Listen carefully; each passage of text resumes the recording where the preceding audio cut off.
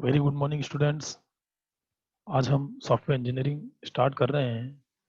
Software engineering में सबसे पहला जो टॉपिक हम डिस्कस करेंगे आज, that is system and its various elements.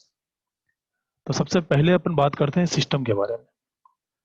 System को हम समझ सकते हैं एक ऐसे इंटरडिपेंडेंट कंपोनेंट्स का ग्रुप जो किसी स्पेसिफिक ऑब्जेक्टिव को अचीव करने का काम करते हैं। इसका बहुत अच्छा एग्जांपल अपन कंप्यूटर सिस्टम ले सकते हैं कि कंप्यूटर सिस्टम जिसमें वेरियस डिवाइसेस, वेरियस कंपोनेंट्स आपस में इंटरकनेक्ट होकर के हमें एक स्पेसिफिक ऑब्जेक्टिव प्रोवाइड कराने का काम करता है, दैट इज इंफॉर्मेशन।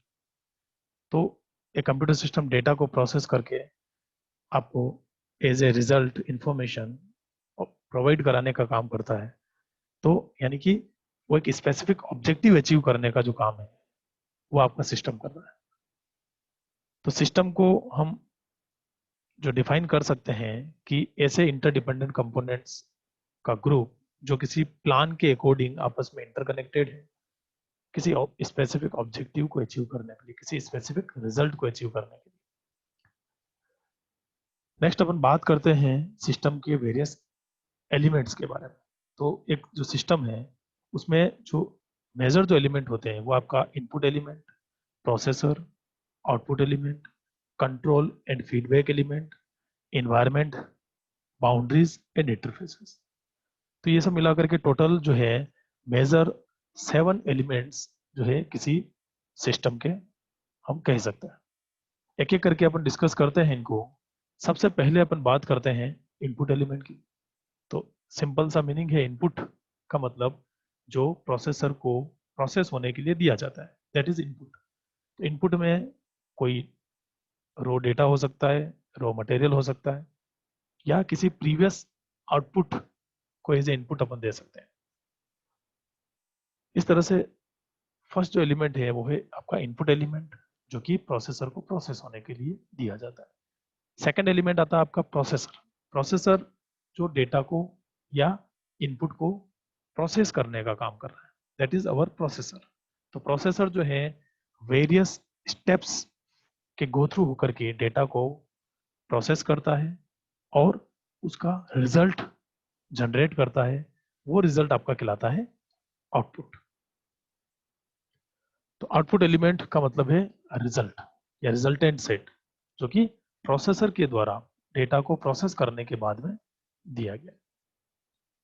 नेक्स्ट अपन बात करते हैं कंट्रोल एंड फीडबैक यूनिट की।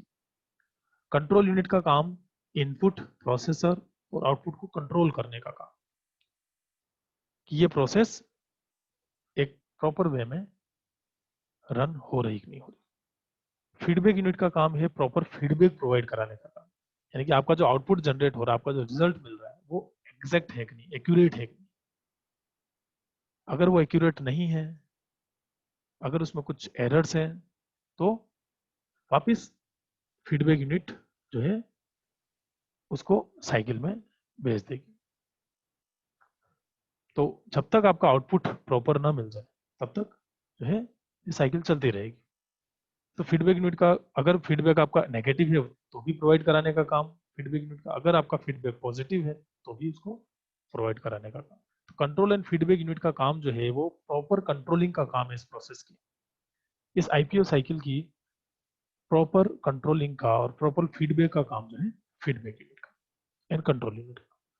उसके बाद में अपन बात करते हैं इन्वायरमेंट की। तो इन्वायरमेंट भी दो तरह से हो सकते हैं। एक तो आपका सिस्टम का इंटरनल इन्वायरमेंट कह सकते हैं अपन सिस्टम को, जो इंटरनली प्रोटेक्ट करता है इंटरनल इन्वायरमेंट, और एक होता है आपका एक्सटर्नल इन्वायरमेंट। तो एक्सटर्नल इन्वायरमेंट में जो है बहुत सारे कारक हो सकते हैं जो इंटरनल इन्वायरमेंट को इफेक्ट कर सकते हैं, जैसे टेम्परेचर हो गया, एटमॉस्फेयर के जो इफेक्ट्स हो गए वो आपके जो है इंटरनल इन्वायरमेंट को इफेक्ट कर सकते हैं।